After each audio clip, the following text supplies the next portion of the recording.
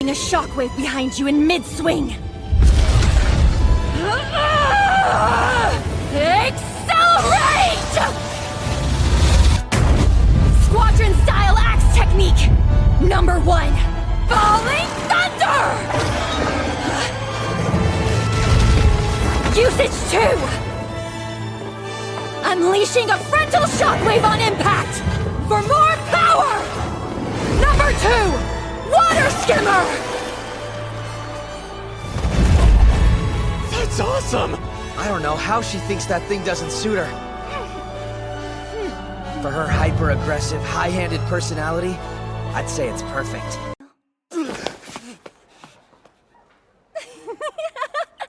I thought that was what you wanted to hear. And you are? Break time will be over soon. Besides, don't you need to find a bathroom? Bye. Ask a question of you, Master. Sweet Isabelle! Her voice is so pure, it's like music to my very ears! What do you want? What do you mean, what do you want? Crap, I sound like a total prick right now! My fate. I was wondering how exactly you plan to kill me. Hey. Hey, are you picking me up okay? Yeah, I'm picking up okay. I was like, she answered quickly. Oh, yeah. How are the kids? Our kids were fine. One person would not leave because she wanted to finish her work before she left the building. So I was Of course. I appreciate I appreciate your enthusiasm, but I need you to leave so I can talk to Abigail tonight. They're your kids? No, they're the other people's kids. I work with kids at a center. It's called Kumon, and it's basically an after-school program. Oh, I'm familiar with Kuban. Really? Yeah. It's pretty popular. It's like everywhere. Yeah, and it was founded in Japan. Yeah. Yeah. Do you like working there? Yeah, I like working there. You know, it's my mom's business, so she told me to come work for her. Aw. She told me to stop doing DoorDash because it's getting kind of dangerous out there. Oh, is it? Yeah, a lot of You, weirdos out there. yeah, you say that as I literally just placed my order for my DoorDash for my dinner.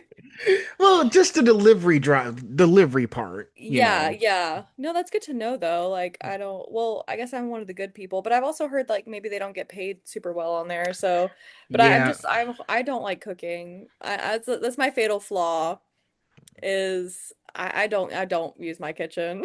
aren't your friends teaching you how to cook? Yeah, yeah. You know what? I know how to cook things and I can follow a recipe. I just don't have the spoons to cook a meal. If I do that, then I'm just not gonna have energy to do my tasks, and I already don't have a lot of energy to do my tasks anyway, so it's a slippery slope. Well, hey, you get to it when you get to it, Abigail. No one's forcing you, okay? It just has to be. It ain't gotta be perfect, but Thank you for not uh, judging me. This is a judge-free zone. no, no, no, no, no. I am not judging you at all. Listen, if you're comfortable with cooking, then cook when you can. But if not, then just order yourself something. Don't let That's me all. cook. Don't let me cook. There you go. Well, if the small talk is over, I guess we can go ahead and get this underway.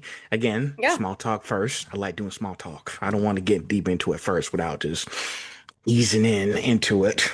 of course. You know. So happy Monday, everybody. This is Phil. I'm host of the Conversation Podcast. And it is now the third week of Pride Month. So happy Pride Month again. So Happy Pride. there you go.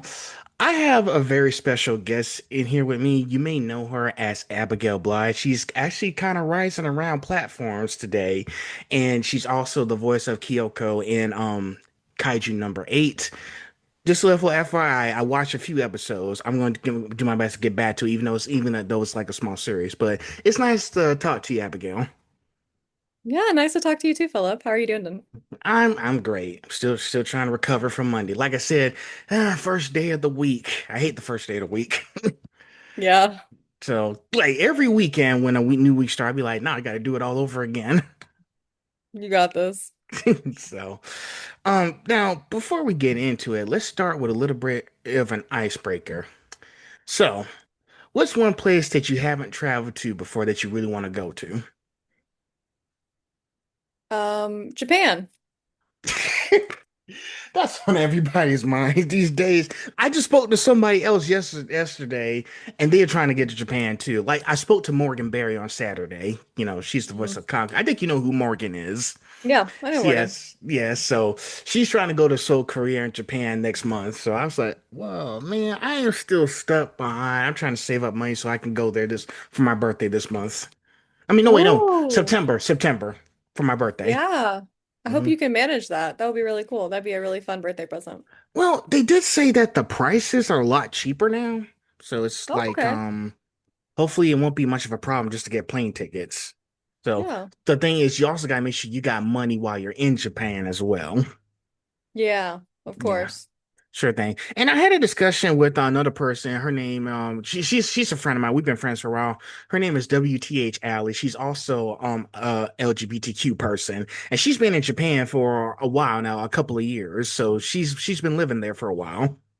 Cool. That's And awesome. so yeah, I was like, this is my first time ever doing a long distance call yesterday to Japan, like the 24-hour distance. Ooh, yeah. So it was just a test run before I start keep doing calls like that. Yeah, And so, yeah, Japan, she told me all about the pros and cons of living in Japan. But, the more we research it, the better we'll be when we get there. for sure. Sure, man. Well, now that the ice is broken, I guess we can get into the main event here. So, here's how we're going to do this. I came up with 20 questions, but to make this go a lot smoother and a little bit faster, I'm going to combine them into two parts or questions, okay? Yep. All right. So, let's start with section one. The old way, the origins and the finding voice acting part. Now, number one, what first sparked your love for acting and storytelling, and how did that eventually lead you to voice acting? I fell in love with theater and music at a pretty young age, probably around 8. I was actually uh an artist before I was a musician or an actor, but I ended up leaving that by the wayside and switching over to theater and singing. So I pursued that for a long time. That was my main thing. I went to school for music while still pursuing theater, and then I'm a pretty logical person, so I was like a year out from graduating. I was trying to figure out my career path and what I wanted to do with my not so practical logical degree. And and I discovered that voice acting was a career path, and I was like, "Oh, I never really thought of that as an option before." And I thought that it was great. It combined like my vocal training with my theater training and my like scare actor training, and I was like, I'm gonna do that. And then so I decided I was gonna do that, and then I did it. I moved to Dallas, and then yeah, rest is history. Yeah, understandable. Like you said, you have to like swim around the ocean to find what you're looking for. Yeah. So, and listen, look what you're doing now. Like, shoot, like you with the voice acting thing, you're like I said, you're starting to come up. I'm seeing you more often on the Instagrams now. So, I'm on that social media grind, man. I don't know. I'm trying. well, it's okay. Listen, you got to walk before you can run. Yeah. And so, and guess what? You're having a fun time with it. Don't stop what you're doing. I think you're doing a great job. Thank you. I appreciate it. So, and plus, you're doing a good job that Anime Weekend Atlanta just announced you. And plus, I'm close to Atlanta. Oh, are you gonna So come? You're gonna come see me? I'll see if I can, but Okay, okay, Philip. If you can manage it, I would love to meet you. I will do my best. I promised. Yes, all Okay. right. So, but yes, one day at a time is all that takes. Sometimes people be rushing. Listen, it's kind of hard to like find what you want to do, but once you start like asking the right people, because I know you talk to the right people as well as you were trying to find like what career path you want to take. It comes and goes in different cycles, but eventually you start to understand like, hey, I think I might actually have a passion for something like this. And now you're voicing and like big characters in a lot of shows, and like Kaiju number 8, for example. Yeah, I feel so lucky, honestly. Can you hear that ding when it dings through my computer? Nope, I don't hear nothing. Okay, great. I don't know how I'm not very good at technology. So it's like connected to my phone and it like even if I don't have the sound on for my phone, it'll like ding through my MacBook. And I'm like, I wish it would stop doing that. But as long as you can't hear it, that's fine. No, I don't. Also, I as long don't as hear. it's I don't hear not anything. distracting you. Okay, great. Yeah, no, I feel so lucky.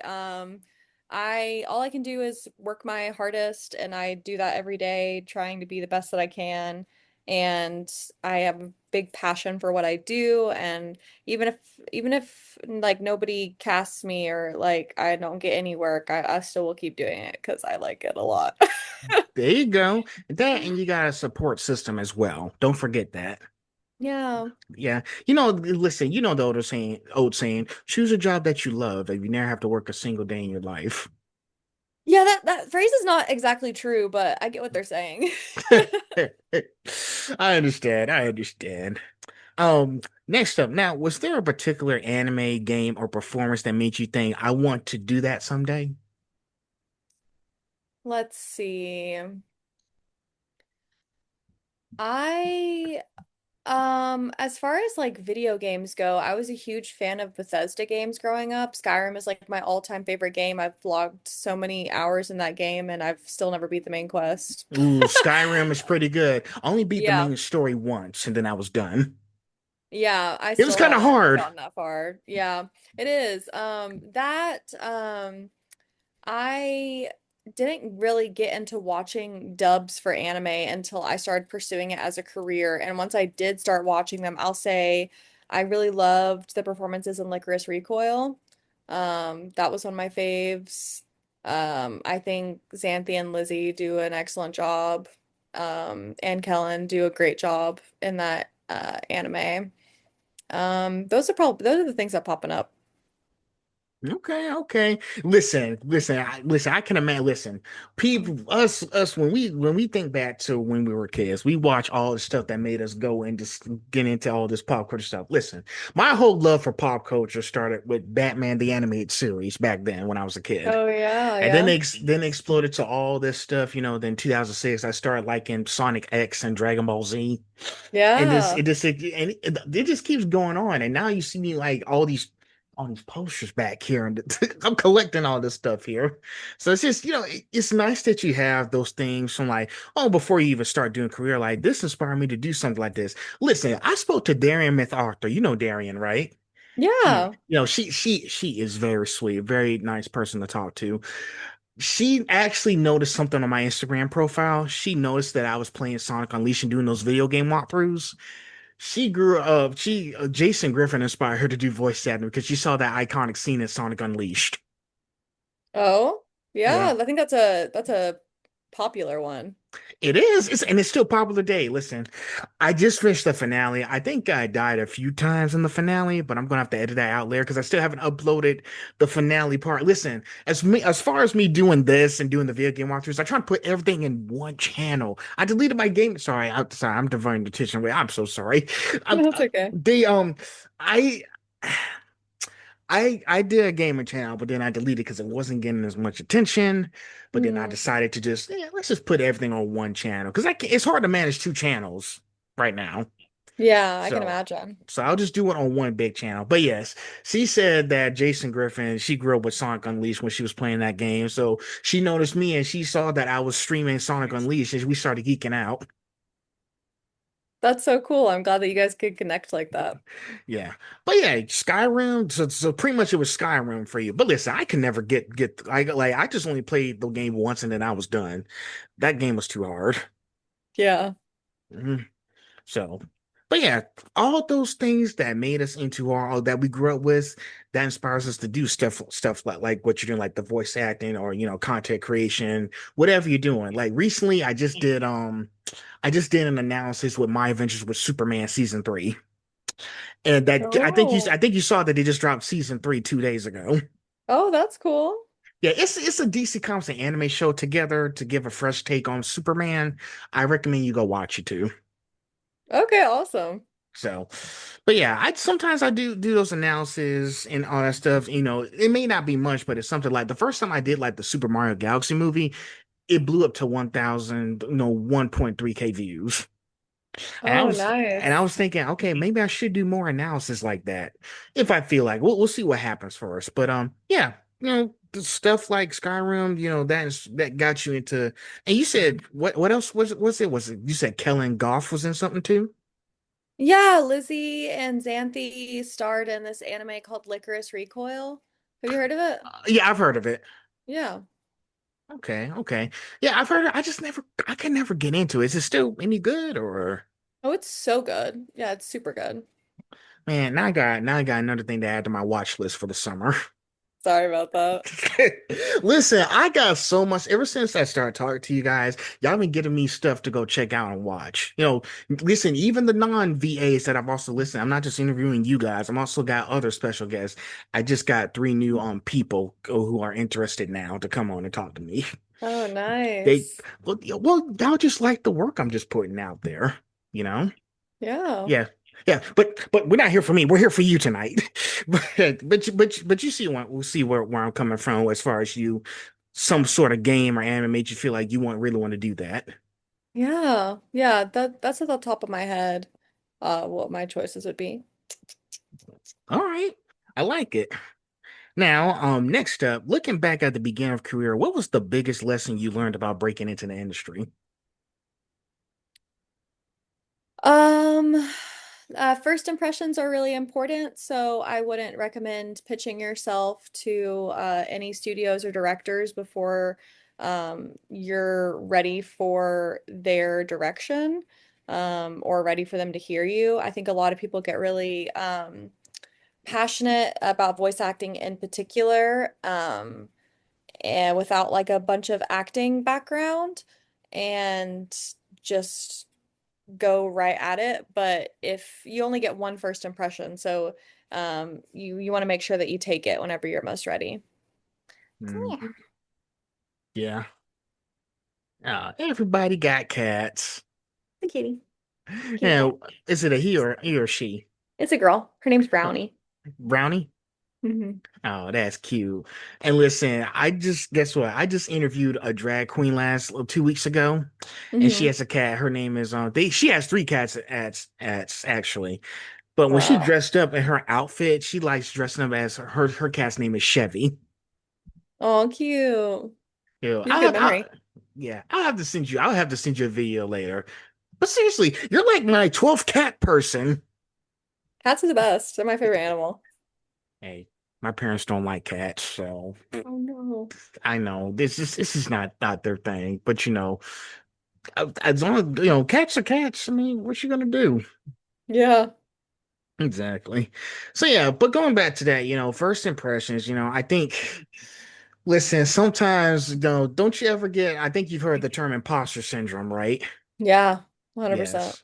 Yeah, like sometimes I feel like, can I actually do this? I don't want to mess up on my first day. Listen, I sometimes I feel like that when I start going somewhere and do something new. I was like, I don't know if I can do this. I need to also other thing, you also need to say a quick prayer before you do it too. Say a quick prayer before you get in there and just realize that, hey, just give it your best shot and see what happens afterwards. You can't win or lose if you don't try first.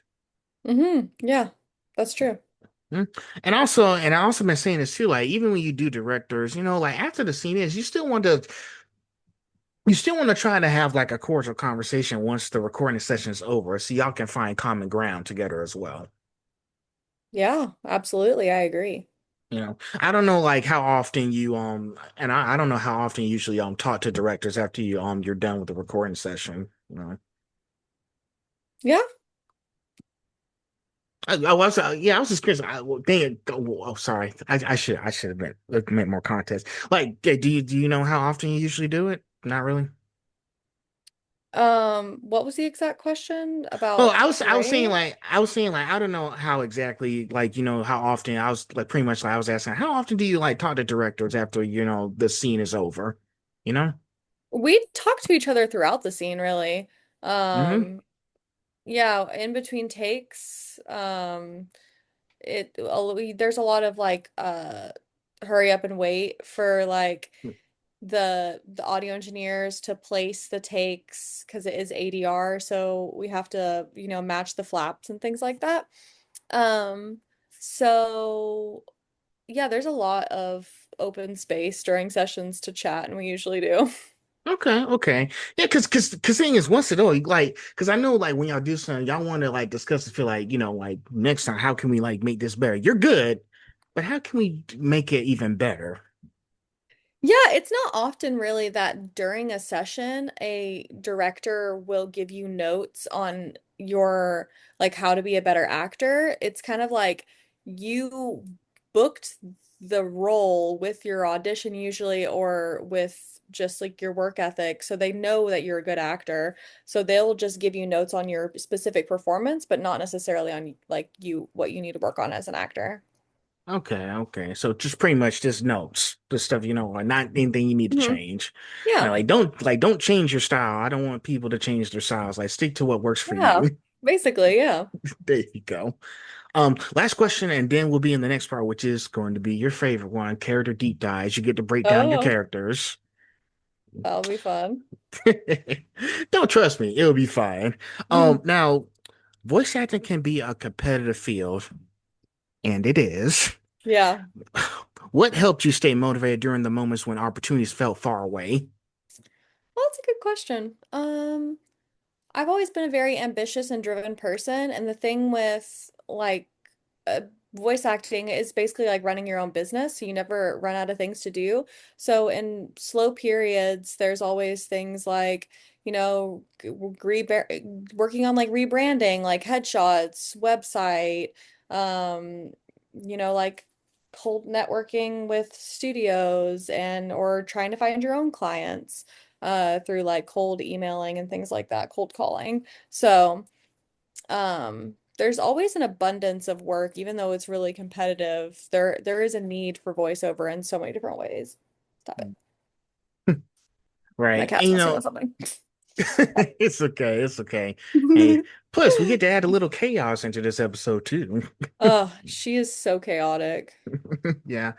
And that's a good answer. I like that answer you just gave out because I know lately with stuff going on, there's like a lot of new shows coming out and everything, and you got people who are just competing. Just like, I just want this role so I can just make sure I'm doing a good job in it. And listen, if you're in places like Texas, I don't know where you're based. I don't know if it's Hmm. Texas. Am I right? Hmm. Yeah, places like Texas and Los Angeles. Don't even get me started, Angeles. Yeah. There's a lot of competition in there, and the problem is people have the tendency to compare themselves to others when they're doing stuff like that. And Hmm. something that I talked to Jack Broadbent back in November of last year. Yeah. He was talking about, he told me that comparison is the thief of joy. Yeah, yeah, I agree. I mean, I think you can learn a lot by comparison, actually, as long as you don't try to become the other person. Because there is only one you. So, like learning how to authentically bring that to the table is the most important thing. But I learn a lot by listening to my peers. Yeah, that and and everybody's journey is gonna be different. Like I can't, sometimes when I see different people, I realize that's not me. I'm Yeah. not them. We all got our own separate things. Like I see so many like, content creators out there in Los Angeles, and they do this stuff because they have a passion for doing reviews, and they have to do these kind of things in LA because that's where all the big media companies are. Right. Don't get me wrong, Abigail, like, LA is good enough, but I really just don't like, Hollywood, because there's a lot of like noise going up on there. It's like sometimes it just gets a little exhausting up there, and it's like, you have to deal with everything that's going on. Like you got so many people producing a lot of stuff, a lot of competitions, but at the end of the day, we're just trying to live. Yeah. Everybody's just trying to live. Yeah, we're not trying to like, and listen.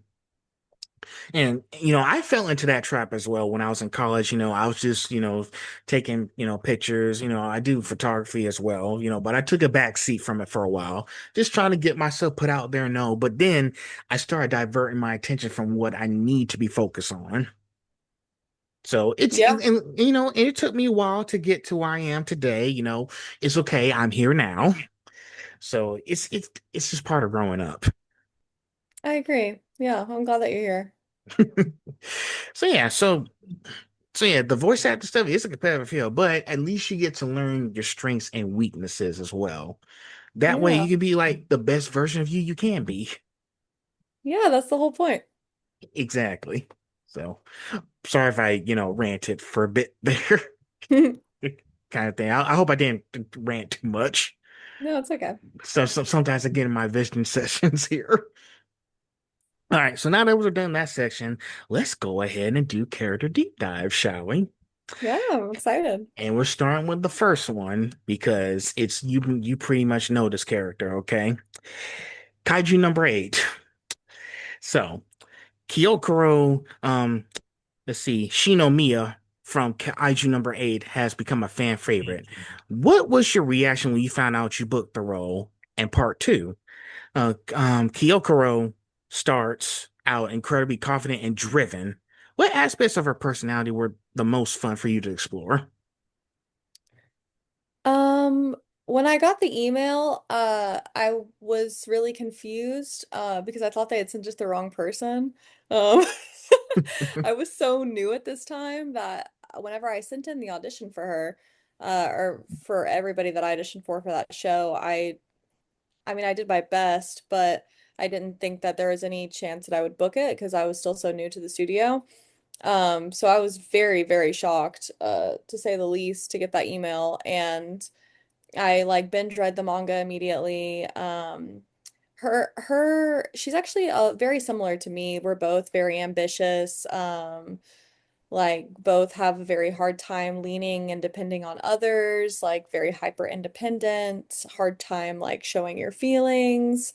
Um, so it was nice being able just right out the gate in my career, getting such a well-written character that was really so in tune with who I am as a person as well.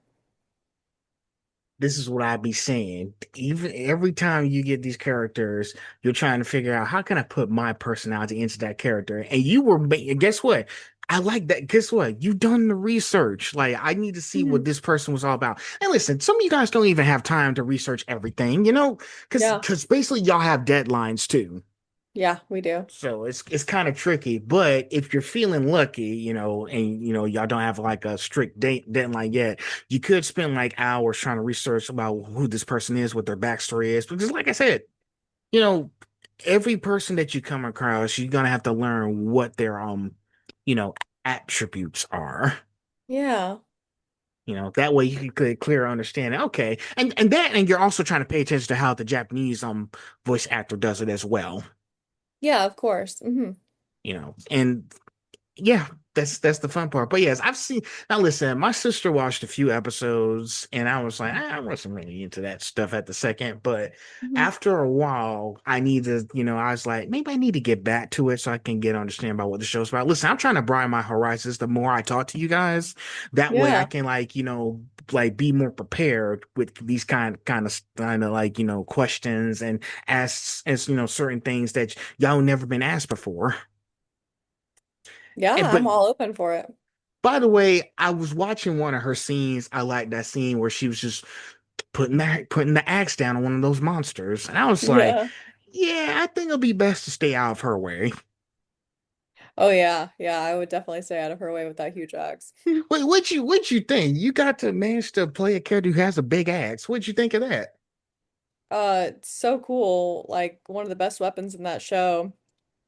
You see a lot of scythes in anime, but you don't see a whole lot of axes. So she's she's like one of the best characters that has that weapon in anime. Well, Not a whole lot of competition. let me ask you an extra question, okay? Mhm. Who do you think would win since she has a big axe? Would it be Thor from the Avengers, or her with the axe? Because Thor has Stormbreaker. Who do you think would win? I don't really know anything about superheroes much or Thor, but I mean I'm biased. I think that well, isn't Thor a god? Um Yeah. Yes. Yes, he is. against a teenage girl. I don't know. I think maybe Thor might win, but for fun I'll say Kikaru. I think she'll win. Man, you don't know any of the super Marvel stuff, and it's been out for like what, 18 years now? Yeah, I know some of it, just not really my cup of tea. Oh, come on, App. Go not even one Marvel movie. No, I've definitely seen them. I grew up watching them. I haven't seen any of the Thor movies, but I grew up watching a bunch of superhero stuff. It's just not like not it's not my favorite thing. Oh, not even Avengers Endgame. I don't I think I saw that at one point. I think I saw it in theaters. I think I saw it with my family. Abigail, what will it take for you to get back into superheroes? Make them gay, and I will. Well, I will say this. They did have a few gay characters in the Elementals, Marvel's Elementals. If you watched that one. Okay. Okay. Tell you what, after we're done, I'll give you a list. Deal. Okay. If that helps. Let's continue though. But I just want to throw an axe one because I was like, she's wielding an axe. Who will win? I just had to throw that at you. Now, next up, now you voice characters across a variety of genres. Now, how do you find the emotional core that makes each character feel unique? They usually tell me themselves.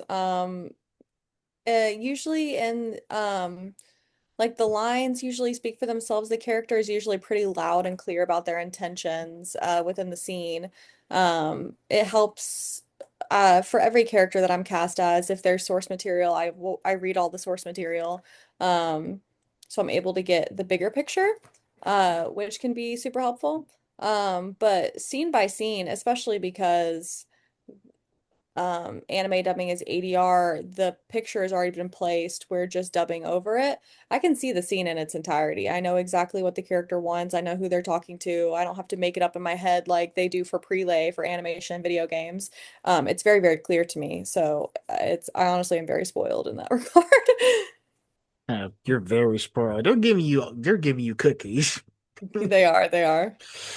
But yeah, all those, like, because you have like a lot of characters. I've seen the list of characters that you've done up to this point, and you have to, because I listen, like every day when y'all go to the studios, y'all have to record like different people, like the next day and the next day and the next day. It just keeps going on forever, and it's Yeah. like you have to change your certain moods, just and just in life when you're going through something, you have to change your mood. You have to do the same thing when you're doing these Yeah. fictional characters on the show. Like, Which I how do I know, change my moods?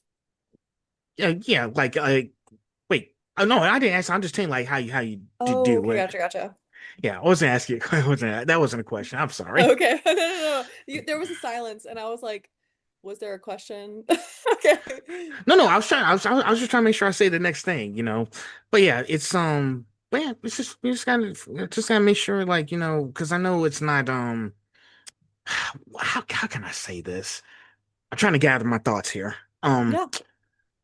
Yeah, like sometimes even in everyday life, when you guys, us as humans, we go through some sort of tragedy or some great day or something, it's the same thing. Like you have to put those certain emotions and characters that you're doing like throughout the week. Yeah. Yeah. And like I said, I don't know how many days you get called in throughout the week because that's probably like what, 5 days you have to change your emotions. Yeah. Yeah, It's definitely not that many times, but yeah. like you're playing, listen, you're playing like a fierce fighter, and then you're playing this high school girl, and then you're playing and nephew who's trying to get this person to kill herself or something at the beginning of the show. Yeah, I usually don't play them all at the same time. They come in at different seasons, so that helps. That helps too. That way you don't have to do everything in one week. Yeah. Yeah, but it's fun to see. I mean, because here's the one thing I told this to other people. What I really don't like. Here's the one thing I don't like about Crunchyroll, and you might agree with me on this. They do not do any behind the scenes stuff. They don't Yeah, do they any do. bloopers. Oh wait, no, they don't Yeah. do any bloopers. Yeah, we don't do any bloopers. I think that they used to put them on the DVDs or something like that. But yeah, I think that there might be some copyright stuff with that. We can't do that. I hate copyright. It's, that's coming a thing these days. I hate copyright. We're just making fun stuff. Why can't we do the blooper stuff? Yeah, Oh right. well. Oh well. That's a problem for another day. Right, right. So we'll figure that out later. Um, Next up, is there a role you've played that surprised you the most once you stepped into the recording booth? That surprised me the most, I would say recently when I booked Utage from Tomon's B-side, she's the titular character. Um, I was really not expecting to get that role. So honestly, what I was most surprised of whenever I stepped into the booth for my first session for her was how actually good of a fit I was for the character. Because I didn't think that I was a very good fit for her whenever I auditioned for her, but the director um and they usually do know what they're talking about. She knew what she was talking about. So I walked in the booth and I was like, oh wait, this is actually really easy. Oh wait, we're like so similar. Oh, this is coming super naturally. It feels like a really good fit. And I was really surprised by that. I was like, I'm really confused when I got that casting email. But then I was like, oh, okay. Yeah. Well, hey, listen, if you see an opportunity, take it. Don't just you can't just think about what ifs. But Yeah, for sure. that role really surprised you, huh? Yeah, it did. It did. I was surprised by how much I was that I was going to be like confident in my performance with her. I thought that it was going to be something where it's a comedic role, so I get nervous with comedy that I'm going to try too hard to make it funny and it's not going to be funny. But I think it's turning out really well. So I thought you like comedy though. yeah, no, it's just hard as an actor to do comedy Oh, because you can try too hard to be funny and then it's not funny. oh, Yeah. yeah, that's a weakness right there. Yeah. Like you gotta make sure you have a good joke ready. Yeah. Now, let's see. Have you ever connected with a character on a personal level and thought, wow, I understand exactly what they're going through? Yes. I try to do that with all of my characters, though. I think even if a character is evil, you have to find something that you relate to them because at the end of the day, the characters, all their motivations, they all think that they're doing the right thing. So they're doing the best thing for them in that scenario. So I try to relate to all of my characters. But in particular, Kikuru from Kaiju number 8 and Utage from Talon's B-side are definitely the ones that are most similar to me. Um, yeah, me and Kikuru are probably the most similar. I understand her on a fundamental level. Well, that makes sense. You're both and plus you guys are all fierce too. You like to show a listen, because I guarantee, like sometimes, as you know, when you do Kikaru and Kaiju number 8, I think Abigail must put on her mean face when she's doing it. It's funny because anger is the most difficult emotion for me to express. And so that's one of my favorite emotions to express in the booth because it's very cathartic because I hardly ever unleash that emotion in my daily life. So Well, you got to keep it locked up and keep it saving for the performance later. yeah, exactly, exactly. I'm about to say, please don't do that in public. Please do not do that in public. Please No, don't I show your won't. anger in public. Okay, because Don't worry, I won't. people will be a little scared. They see that mean face. Yeah, right. I And so, agree. and like I said, all the scenes that I've seen, and I've heard your voice throughout the episodes of Kaiju number 8, I was like, okay, so throughout all this series, she had her own challenges as well. And I was like, okay, so, Abigail was relating to her life story as to Kikuru's and Kaiju number 8. And I guess, and this goes back to what I was saying before. All you guys out there doing these voice acting, y'all gotta make sure y'all do your best to relate these characters to what you're going through in life right now. Hmm. Hmm. Yeah, we do our best. Yeah, that's something I had to learn early on when I was watching like season 7 of My Hero Academia, where I Hmm. understand the villain's backstory and all the trauma they went through. Hmm. Because what people don't really pay attention to, they don't really pay attention to like what the characters went through. They just pay attention to all the cool fight scenes and whatnot. Listen, I just Yeah. like being I listen, I'm one of the good ones who like being, analytical and really understanding what these guys are really going to because Mm. they had like a lot of pain that you just don't see from the surface, but you see deeper inside when you get and rooted in the series like that. I agree. I like the flashbacks and the backstories and stuff like that. Hmm. And flashbacks and backstories are really important, especially if you're going to be doing a story like that. So listen, I tell people, y'all, don't just be paying attention to all the cool fight scenes. We also want to look at the quiet moments as well and understand Hmm. what this person went through. Origin story time. That's why, like sometimes I like going through the origin story of all you guys. I want to know exactly how y'all got from point A to point B. Hmm. Yeah. Most people just want to get right into all this. No, no, no. Let's just take it nice and slow and try to get a understanding from it first. Yeah, So, cool. so. Let's see. Okay, so next up we are in section 3. So section 3 is going to be behind the booth. Now, you just got a new role like last week. If I got that correct, you got last week or this week. Did I? What was it? It was I'm trying to remember. It was someone something. I forgot what it was. I'm sorry. Hey, but you said you just got announced for a new role last week, right?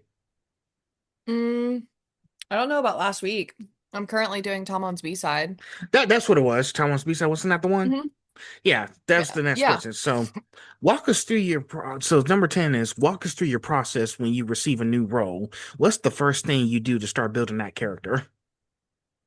I'll go to the source material and read the entire manga, um, and just absorb the context.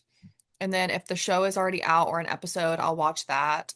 And then basically everything else is just figuring it out in the booth. I'll re-listen to my audition to see what the director liked. Um, and then we kind of create the character together inside the booth. I wait for the director to like make any choices because we do it together. Mhm. So pretty much same thing, research first, Hmm. and then we just get inside and we try to build that character to make sure that we put a much love and touch into it. So people be like when they watch the show, they can get like a understanding, like, okay, so I like how this character came out. So it makes the more show a little more enticing that way. Yeah, I agree. And listen.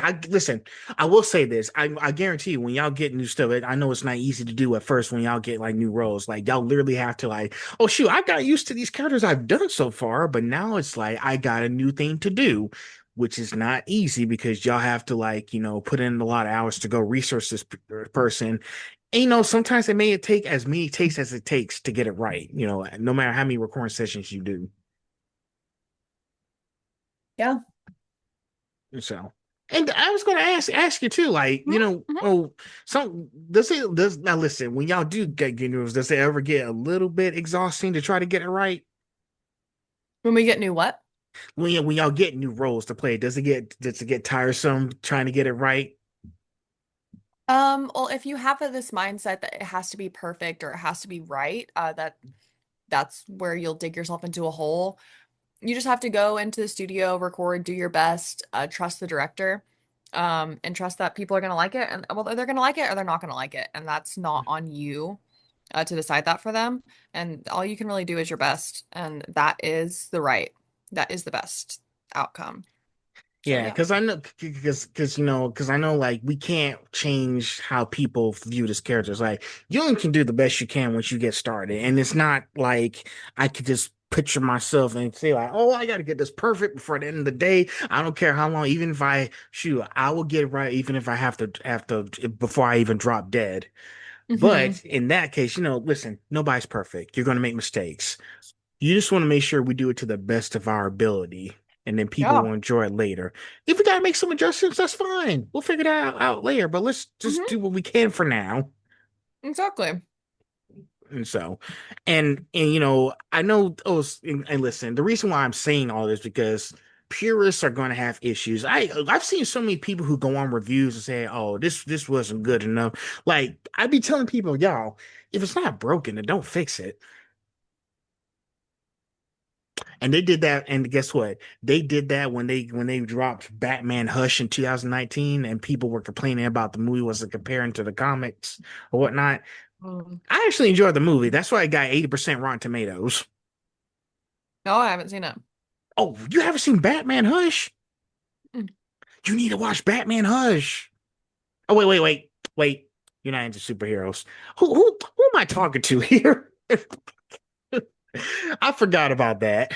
But trust me, please give Batman Hush a watch, Abigail, if you can. Okay, I'll check it out. Okay. Now let's see. Next up, what is something fans would be surprised to learn about the dubbing process? Mm. Most lines only get like 1 to 2 takes. I think people have this impression that we do as many takes as it takes to get it actually like perfect. And sometimes we do for very specific lines. Um, but for most things, it's like 1 take. If it fits like the flaps and it sounds good and there's no real reason to fix it, then we just take that. Okay. And because I knew, because I was thinking like because I was looking, because I was like, usually, so it doesn't, so it's just 1 take, because I thought it usually takes like more than one to try to make sure we get it like done on like, as multiple times as we need to run through it. It's usually just 1 to 2. Just wanted to, so not like, because I know you're not going to be in there all day. So Exactly, just, it's timed.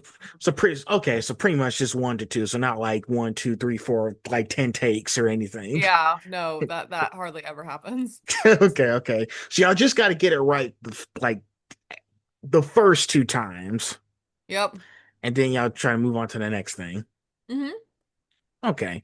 Okay, now I understand how it works. Because why was I thinking that it would take them like 10 takes or something? Why was I thinking that? I don't know. Mm, It's a preconceived notion that a lot of people have. mm. Sometimes I just be curious and I just want to, know how that they do things. So, Hmm. um, let's see. Next up, now, have you had a particularly memorable recording session that still makes you laugh or smile today? Hmm. Um, when I this is funny. There's a video out there that Sean Gann has taken of me, who was the director for Kaiju number 8, Demons of the Shadow Realm, Taco Pizza Original Sin, many more. Um, when I was doing Taco P for Taco Pizza Original Sin, I'm a very physical actor, and I don't know if you know the show, but Taco P is an octopus and like an alien octopus. And so he has a lot of tentacles that like usually like he like moves around like this, or he has his like tentacles up like this when he's talking. And I when I'm voice acting, I will usually mimic the movements of the character. So if the character is like taking a picture, I will like or holding something, I'll do the same thing. Like I don't even think about it. I just automatically mimic them. And so there's a video out there that Sean took without my permission, mind you. Although I love Oh him, he can do no. whatever he can do whatever he wants. I'm not bashing on Sean. I love him. Um, of me with the Taco P arms doing like the Taco P voice with like my arms in the booth. This has never been posted, but it's definitely been shown around the studio. Oh no. And I'm like, oh my God, this haunts me. Although I stand by my actions, I'm not necessarily embarrassed. Because that's just how I work in the booth. You know what? We gotta make the movements that we have to make for the sound to come out, and nobody needs to know that. So, He um, did that to you. Oh gosh, man. Did you do something to make his day bad, Abigail? no, he just thought it was funny. Okay, okay. Because I was like, oh, dude, he out for revenge. No, You I don't know, think I've ever done anything to wrong him. Me and him are pretty close buds. that's gotta be funny. And they played around the studio. They did. Oh, this thing they didn't post it on the internet, right? No, Yes, because I was like, whew, whew. Well, that could have been a new blooper for y'all. Could have could been. have been. Could have been. Shoot, but again, copyright situations. Why Hmm. must there be copyright? I hate copyright so much. You know, even when I sign my sources, they still give me copyright and everything. I was like, you know what? Screw it. Hmm. But seriously, that happened. He recorded you doing that. Yeah, We yeah. just trying. We just doing like this thing like with SpongeBob from the Christmas special. I have no idea. I've seen the video once, and it was like last November or something like that. It's been a while, but I know that he's still showing people, so I'm not Well, offended. I'm not offended at all. I think it's very funny. I'm not I'm embarrassed or ashamed. Um, yeah. well, hey, keep that funny moment. I think you still enjoy it. Yeah. It's a good memory. Just a reminder, I do have to go at 7 for the hour interview, so that is coming up in like 5 minutes. Oh shoot. Okay, I'm gonna try to go as fast as I can. Let's just go to section 4, okay? Which Okay. is Pride, which is I'm doing this for Pride Month, okay? Yeah. Pride, representation, and community. So now this is gonna be, let's see, let's make this into a three-part question, okay? I'm Okay. gonna go slow. Now, Okay. during Pride Month, what does it Mhm. mean to you to see more LGBTQ plus voices being celebrated in entertainment? Part two.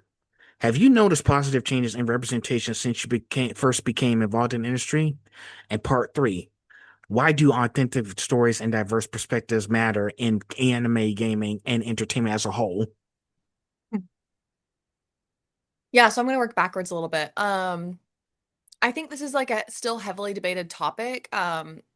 As far as race, everybody's on the same page. We should all like if the person is POC, it should be played by a POC person. Everybody agrees on that basically. Pretty much, besides some fan bases, but we don't care because they're not directing things. We don't care about their opinion. There Right. are still many directors who don't believe that it's important to cast a queer actor for a queer role. They think that sexuality is something that you can put on as an actor. That's something that you can act out. So it's still something that's being heavily debated today. It's a pretty nuanced topic. I have a lot of opinions on the subject.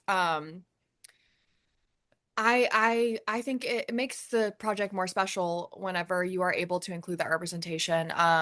We're definitely seeing that in a lot of BL anime. Sometimes not necessarily for GL anime. Um, but I'm super happy to be seeing more representation in general of just storytelling wise. I mean, in film coming up, we have Girls Like Girls and Leviticus coming out at the same time, two queer stories being told. That will be my Barbieheimer. I will be in the theaters to watch both of those.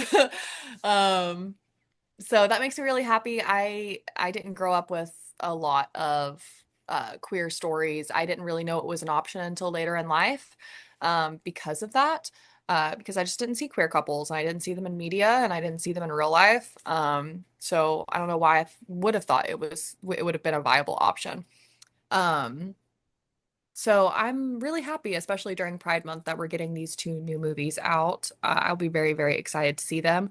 I started watching Bean Counter anime last night, daily isekai worker, something office worker, something like that. Yeah, isekai office worker. It's a newer BL anime. Super good. I'm excited. I'll love you till your dying day, something like that. Yuri coming out in like a month or so. So I will be keeping my eyes peeled for um more Yuri in general. I'll be very excited to see more of. I'd like to see that this year. And Green Okay. Yuri anime coming up, very excited about. Okay. Yeah. And listen, and I've asked this questions to all the previous, Alex Handbag. I think you know Alex, Mhm. I've asked him this question because there's been a lot of like, people like he was hoping like hopefully like anime can get like some kind of lesbian serious kind of thing too. Because the way the war is, we're trying to tell more diverse or storytellings because it's more important now, especially with the way the climate is right now, that we need to make sure all of these queer people are very much loved and welcome in these spaces. And that goes the same thing, whether you're doing drag, voice acting, Mhm. tattoo, Mhm. everybody, has a part to play in these stories that you guys are putting out. Yeah, And so, I agree. which is why I came up with the idea for this thing to be showcasing all Pride creatives. I Because appreciate that. Yeah. I want to hear you guys' perspective so I can so you guys can educate me a little bit so I can get a better understanding. Yeah. Yeah. That's all I want. And That shows real initiative. it exactly. Let's see. Last two-part question, okay, and then we'll Mhm. wrap it up. All right. Um, Mhm. what advice would you give to the LGBTQ plus creators who want to pursue careers in voice acting or storytelling, or but aren't sure where to begin? And part two, when people look back on your career years from now, what do you hope they'll say Abigail Blythe brought to the world of voice acting? Okay, rapid fire. I will say the first one, the number one thing that you can look for as a starting queer voice actor is community will be your best friend. That's where you'll find all your networking opportunities. Twitter is still a pretty good place for voice acting, even though it's a horrible site. Casting Call Club is a great place for beginners to find auditions, even though it's not run by the best person. Um, and yeah, I would say make friends, and that's the best way to get a lot of newer opportunities, like sending each other auditions, and even sending each other recordings to bounce things off of each other. You do not exist in like a vacuum of space. There are other people around you, even though it can feel very solitary. So that would be I would be say reach for community. And then I hope that I am known for, I mean, we all just really want to tell good stories. So I really hope that it's not me necessarily that is known, but the stories that I tell. That's all we want. At the end of the Yeah, day, we're just I trying to don't tell a care about story. I don't care about my recognition. I just want people to know the stories that I tell or the characters that I'm telling them through. So, And that's all we want. Exactly. Well, I think that wraps it up. Did you enjoy our discussion today? I know it was a yeah, of short talk. course. It was so fun. Yeah, I You really know, appreciate it. hey, I was doing my best to try to like come up with stuff to say because I know it's kind of, but I that's had a how really great time. I had a it great time. is.